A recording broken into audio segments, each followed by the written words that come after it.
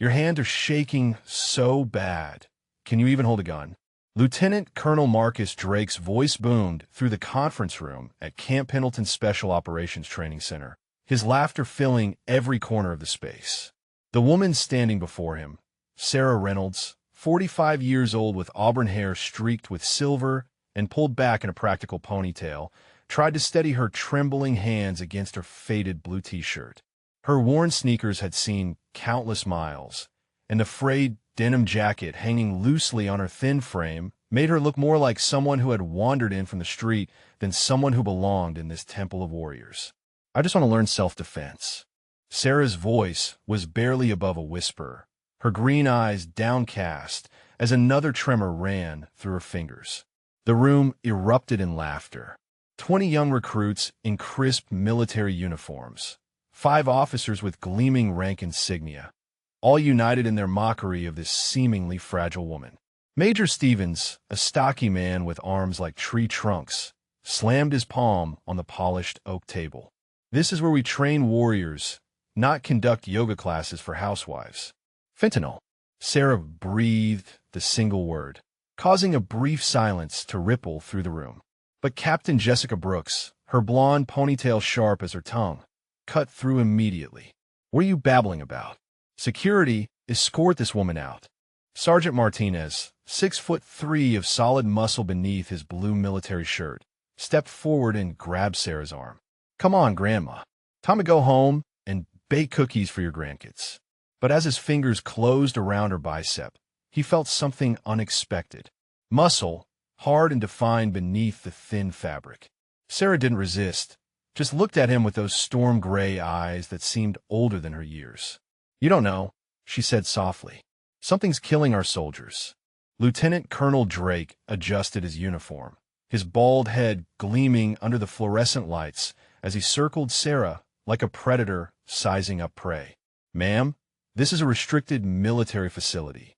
We don't offer self-defense classes to civilians, especially not to, he paused, gesturing dismissively at her shaking hands, people with obvious medical conditions. The conference room at Camp Pendleton was a shrine to military excellence. Photographs of fallen heroes lined the walls, their young faces frozen in time, forever brave. The American flag stood proud in the corner, and the seal of the Special Operations Command dominated the far wall. Sarah sat on a cheap plastic chair they had dragged in for her, a stark contrast to the leather seats occupied by the military personnel surrounding her. I filled out the visitor application, Sarah said, pulling a crumpled form from her jacket pocket. It says civilians can observe training under special circumstances. Instructor Davis, the youngest of the officers at 32, leaned back in his chair with a smirk. Special circumstances, lady. Being scared of your own shadow doesn't qualify as special. Sarah's eyes tracked the room in a way that Lieutenant Kim, sitting quietly in the corner, found oddly familiar. 3 seconds, 6 exits cataloged, blind spots identified. The tremor in her hands never stopped, but her spatial awareness was unusual. 76 people, Sarah said suddenly, causing heads to turn. 76 soldiers from the 101st didn't die for nothing. What are you talking about? Major Stevens demanded, standing up so fast his chair scraped against the floor. You making threats? Sarah shook her head slowly. No threats, just truth. There's bad medicine in the supply chain. Synthetic fentanyl that's killing our boys. I've tracked 3 deaths back to enough. Lieutenant Colonel Drake slammed both hands on the table. Security, remove her immediately, and if she resists, call the MPs. As 2 guards moved toward her, Sarah stood up slowly, her movements deliberate despite the constant tremor. She folded the napkin on the table with precise military corners, a detail that made recruit Lopez, fresh out of basic training, furrow his brow. You want to see something interesting, Lieutenant Colonel? Sarah asked, not moving as the guards flanked her. Give me 5 minutes on your range. If I can't prove my worth, I'll leave and never come back. Captain Brooks laughed, a sharp sound like breaking glass. Oh, this should be good. The shaking grandma wants to play with the big boy's toys. Lieutenant Colonel, please say yes. I need the entertainment. The room rippled with cruel laughter. Someone already had their phone out, no doubt ready to capture what they assumed would be a humiliating failure. $10, says she drops the rifle before she can even aim. Sergeant Martinez crosses massive arms, his blue shirt straining against his biceps. 20, says she cries. Instructor Davis added, pulling out his wallet. Lieutenant Colonel Drake studied Sarah for a long moment. Something in her eyes, not defiance exactly, but a quiet certainty, made him pause. Fine, 5 minutes. But when you fail, you leave and never come back. And I'll personally ensure you're banned from every military installation in the country. Sarah nodded once, a ghost of something that might have been a smile touching her lips. Fair enough. The group moved like a pack toward the training yard, their excitement palpable. 20 recruits, 5 officers, and 1 trembling woman who walked with a gait that shifted almost imperceptibly from a civilian shuffle to something more purposeful. The morning sun beat down on Camp Pendleton's outdoor training facility, the smell of gun oil and cordite hanging in the air. The shooting range stretched out 500 meters with electronic targets that could simulate everything from stationary bullseyes to moving combatants. Sarah's eyes swept the range, noting wind flags, checking angles. She walked past the equipment shed where other civilians might have stopped to gawk, her attention focused on something the others couldn't see. Young recruit Chun whispered to his buddy Martinez, "You see how she checked the corners? My dad used to do that. He was force recon." "Shut up, Chun," Sergeant Martinez barked. "Don't compare your war hero daddy to this waste of time." At the weapons rack, Instructor Davis made a show of selecting a rifle. "Which one would Grandma prefer? Maybe something with training wheels." Sarah stepped forward, her trembling fingers running along the weapons with surprising familiarity. She stopped an M24 sniper weapon system, her hand hovering over the stock.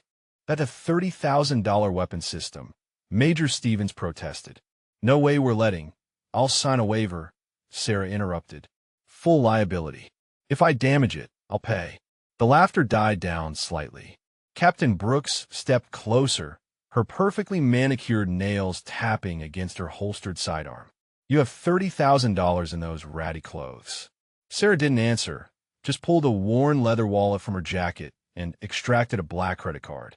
No name on it, just numbers. Lieutenant Kim's eyes widened slightly.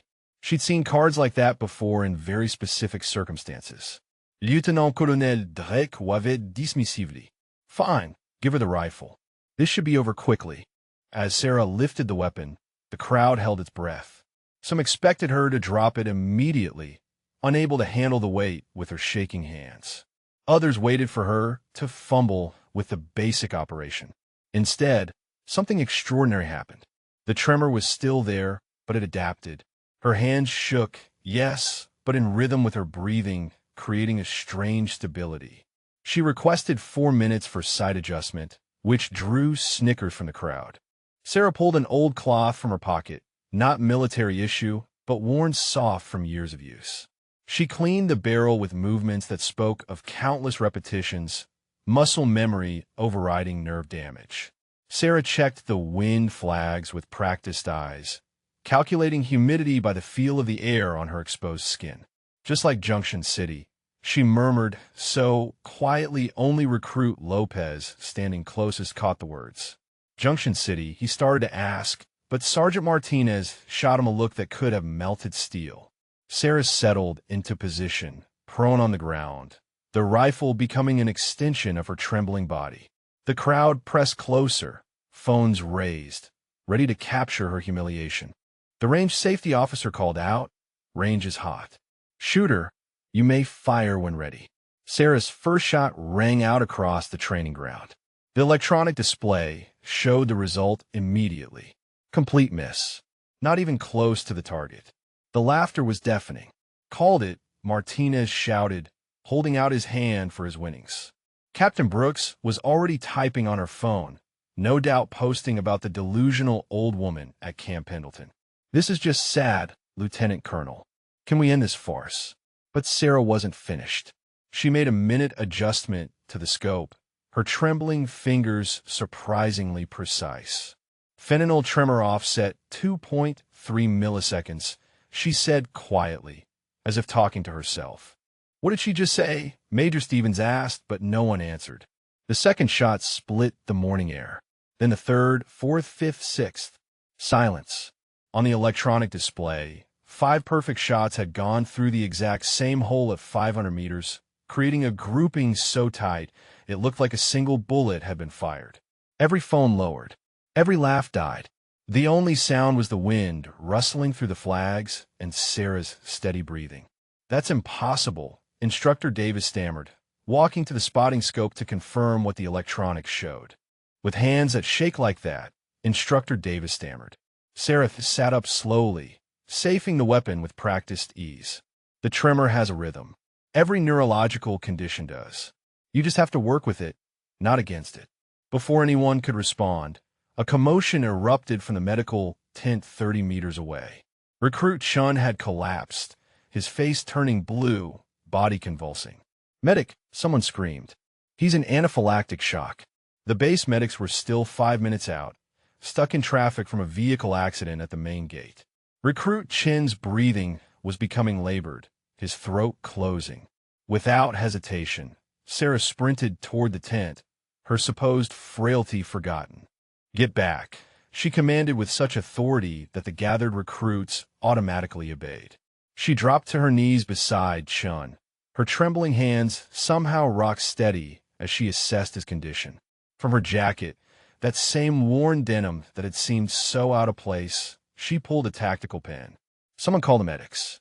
Tell them to prep for emergency cricothyrotomy. Suspected beasting anaphylaxis with complete airway obstruction." Captain Brooks stood frozen, phone still in her hand, but now recording something very different from what she'd expected. "How does she—" Sarah's movements were swift and precise. She located the cricothyroid membrane, sterilized the area with alcohol from her kit, and made a small incision. The tactical pen became an improvised airway, and within seconds, Chun was breathing again. "Maintain pressure here," she instructed Martinez, guiding his hands. "Don't let the improvised airway shift.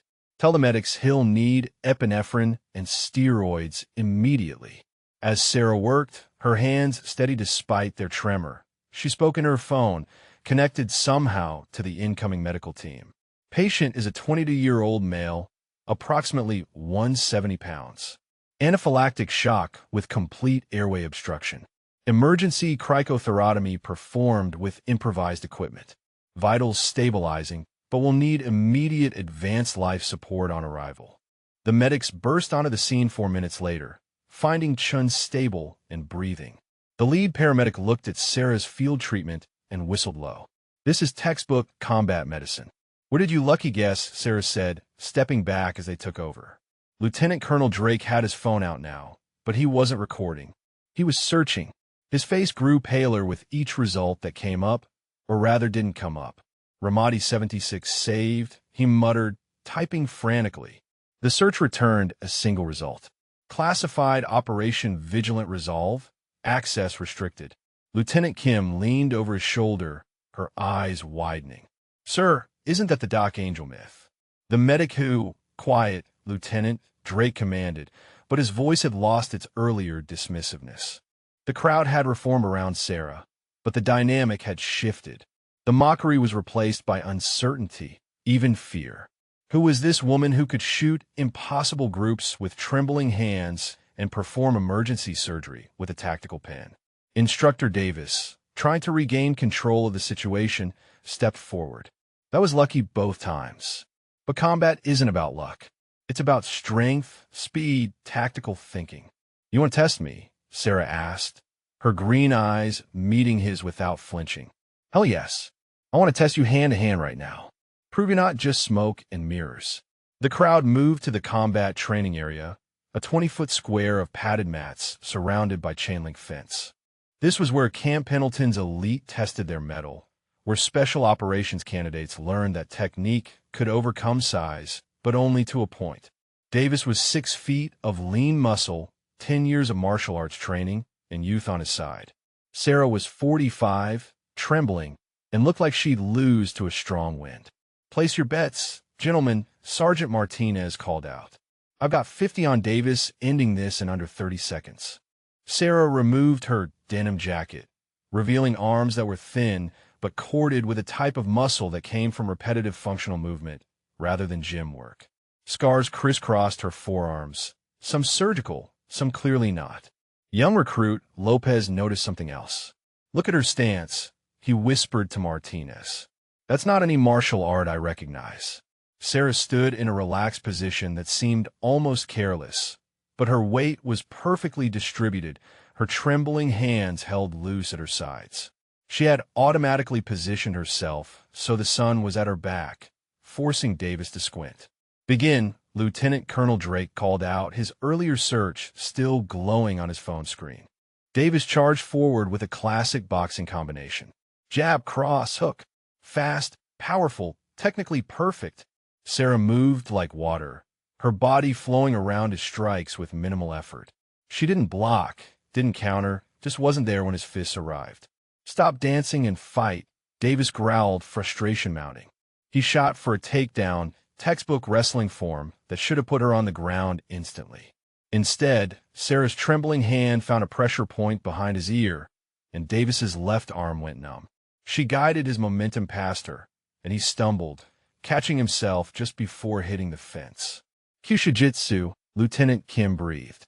Pressure point fighting, but the precision required with those tremors. Davis came back angry now, his technique getting sloppy. He threw a wild haymaker that would have knocked out most people. Sarah ducked under it, her hands snaking out to touch his solar plexus with 2 fingers. Davis doubled over, gasping. "You're telegraphing," Sarah said quietly. "Right shoulder dips before every power shot. Left foot slides before you shoot. In Ramadi, that would have gotten you killed." The word Ramadi rippled through the crowd like electricity. Several veterans straightened, their casual interest becoming sharp attention. Davis, enraged now, made the mistake that would end the demonstration. He grabbed for Sarah's collar, intending to use his superior strength to control her. His hands closed on her blue t-shirt and pulled hard. The sound of tearing fabric cut through the morning air like a gunshot. Time seemed to freeze as Sarah's shirt tore from collar to mid-back, revealing what lay beneath. The crowd's collective gasp was audible even over the training sound from nearby ranges. But it wasn't the full tattoo, not yet. Just the upper portion visible through the tear. The top of what looked like a medical symbol intertwined with something else, and below it, part of what might have been numbers or text. Sarah stepped back, holding her torn shirt closed with one trembling hand. "I think that's enough demonstration for now," she said calmly. Davis stood frozen, his aggression evaporating as he stared at what little of the marking he could see. "Those scars around it," Lieutenant Colonel Drake said, standing up suddenly. "Those are from shrapnel. Those are shrapnel patterns. I've seen enough of them to know." The atmosphere around the combat area had changed completely. Where before there had been mockery and dismissal, now there was tension, uncertainty, and something approaching fear.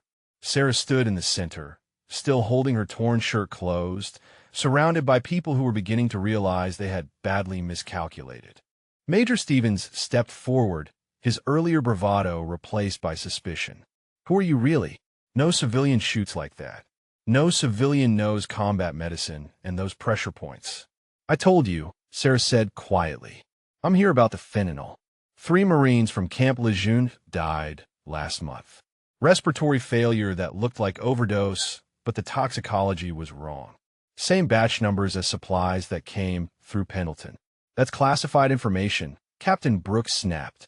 "How could you possibly?" "Because I've been tracking it for 6 months," Sarah interrupted. "Ever since I found synthetic compounds and medical supplies at Walter Reed. Someone's replacing legitimate pain medication with Chinese knockoffs. It's not just about profit. The synthetic version causes respiratory depression at therapeutic doses." Lieutenant Colonel Drake's phone buzzed. He glanced at it, and his face went white. "I need to make a call. Nobody moves. Nobody leaves." He stepped away, speaking urgently into his phone. The recruits shifted nervously, unsure what was happening, but sensing the stakes had suddenly escalated far beyond a simple training demonstration. The sound of vehicles approaching at high speed cut through the tension. Not the usual base traffic, but something more urgent. The distinctive sound of heavy SUVs with government plates. 3 black vehicles pulled up to the training area, their arrival coordinated and precise.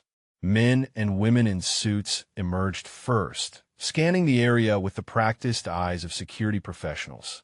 Then, from the middle vehicle, a figure emerged that made several people in the crowd snap to attention instinctively. General Michael Thompson, for stars gleaming on his shoulders, gray hair cut military short, walked with the purposeful stride of a man on a mission. His face was weathered by years of service, but his eyes were sharp as they swept the crowd and locked onto Sarah. The entire training ground seemed to hold its breath. The general stopped 10 feet from Sarah, his security detail fanning out behind him. For a long moment, they simply looked at each other, the 4-star general in his impeccable uniform and the woman in torn clothes with trembling hands. Then, in a move that sent shock waves through every person present, General Thompson dropped to one knee. 20 years, he said, his voice thick with emotion. 20 years, 3 months, and 6 days. That's how long you gave me.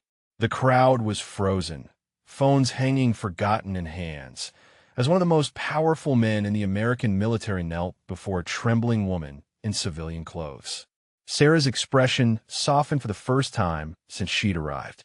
"Hello, Michael. You kept your promise too, I see. You lived well. Get up, soldier," she said gently. "Generals don't kneel, remember." General Thompson rose, but his eyes never left her face. They do for the woman who gave them the chance to become one. Lieutenant Colonel Drake had returned, his face a mixture of shock and growing understanding. "General Thompson, sir, I don't understand." This woman, Thompson cut him off, is the reason 30% of your current Special Operations Force exists. Because their fathers came home from Ramadi. Because their mothers survived wounds that should have killed them. Because Staff Sergeant Sarah Reynolds decided that death wasn't going to win on her watch. The torn shirt shifted as Sarah moved, revealing more of the tattoo beneath. Not enough to see the full design, but enough for those closest to see portions of text, parts of what might be bullets or medical symbols. "It wasn't just me," Sarah said quietly. "We all did our jobs." "No," Thompson replied. "You did more. 48 hours, 76 lives saved. And when the snipers figured out you were the one keeping us alive, when they specifically targeted you, you kept working." Veteran Jake said from the crowd, stepping forward. His own hand shook, but from age and hard living rather than nerve damage. "Building 7. You pulled my buddy Martinez out while taking fire, then went back for 2 more. The pieces were falling into place for the crowd. The impossible shooting despite trembling hands, the medical knowledge, the combat skills. This wasn't just some civilian who had wandered on a base. Captain Brooks had gone pale beneath her perfect makeup. "The fentanyl. You said you've been tracking bad fentanyl. That's why you're here." Sarah nodded, her attention shifting back to the matter at hand. 3 dead Marines, Captain. Young men who survived combat only to die from counterfeit medication. The trail led here to Camp Pendleton. "You're suggesting someone on this base," Major Stevens demanded. "I'm not suggesting anything," Sarah cut him off. "I'm telling you that lot numbers from contaminated batches match supplies that originated from your medical depot." General Thompson's security chief leaned in, whispering urgently. The general's face darkened. "We've had 2 more cases reported in the last hour. Fort Campbell and Quantico. Same symptoms you described. I need access to your supply records," Sarah said, her voice taking on an authority that made it clear this wasn't a request. "Shipping manifests, personnel rotations, anyone with access to the medical stores in the last 6 months." Lieutenant Colonel Drake started to protest about classified information, but General Thompson cut him off with a look. "She'll have whatever she needs. And Lieutenant Colonel, you'll provide full cooperation." "Yes, sir," Drake replied, his earlier arrogance completely deflated. Sarah turned to face the crowd of recruits and officers who had mocked her less than an hour ago. Some couldn't meet her eyes. Others stared with a mixture of awe and shame. "You want to know why my hands shake?" she asked, holding up her trembling fingers. "Nerve damage from prolonged weapons fire. 76 lives in 48 hours. But that's not the only reason." She paused, letting them see the constant tremor that she'd adapted to, worked around, turned into an advantage. Every shake is a reminder of the ones I couldn't save. The 2% that didn't make it despite everything I did. Their faces, their names. I carry them all. Recruit Lopez stepped forward hesitantly. Ma'am, my father told stories about a medic who could shoot as well as heal, who carried a rifle in one hand and medical supplies in the other. He said, "What was your father's name?" Sarah asked gently. Sergeant First Class Roberto Lopez, 2nd Battalion, 5th Marines. Sarah's eyes closed briefly. Bobby Lopez. Yes, I remember. Took shrapnel to the left shoulder. Kept trying to get up and fight while I was working on him. Said his son had just been born, and he wasn't missing that kid's life. Tears ran down the young recruit's face. He made a home because of you. He got to see me grow up because of you.